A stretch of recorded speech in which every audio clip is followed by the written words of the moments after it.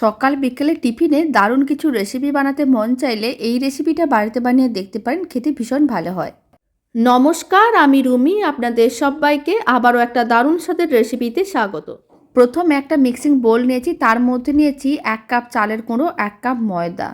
এবার আমি এর মধ্যে দিয়ে দিলাম কিছুটা পরিমাণ গুঁড়ো দুধ, আর আমি দিয়ে দিলাম 1 কাপ চিনি, অল্প একটু লবণ দিয়ে দিলাম। এবার আমি এর মধ্যে দিয়ে দিচ্ছি কিছুটা পরিমাণ চারমগজ, খুব ভালো করে একসঙ্গে মিশিয়ে নিতে হবে। তারপরে 1 কাপ দুধ নিয়েছি, দুধটা দিয়ে এইভাবে খুব ভালো করে মিশিয়ে একটা ঘন মিশ্রণ রেডি করে নিতে হবে। মিশ্রণটা রেডি হয়ে গেছে, 10 মিনিটের মতন রেখে দিচ্ছি। 10 মিনিট পরে মিশ্রণটার মধ্যে কিছুটা পরিমাণ বেকিং পাউডার দিয়ে দিতে হবে। তারপরে এইভাবে কিছুটা করে মিশ্রণ গরম তেলের মধ্যে দিয়ে দিতে হবে, আর অল্প করে চারমগজ ছড়িয়ে দিতে হবে ওপরে, এতে দেখতে বেশ ভালো লাগবে। তারপর উল্টে পাল্টে লাল লাল করে ভেজে নিলেই দারুণ স্বাদের রেসিপিটা একেবারেই রেডি। বাড়িতে বানিয়ে দেখতে পারেন, খেতে ভীষণ ভালো হয়। আশা করি আপনাদেরও ভালো লাগবে।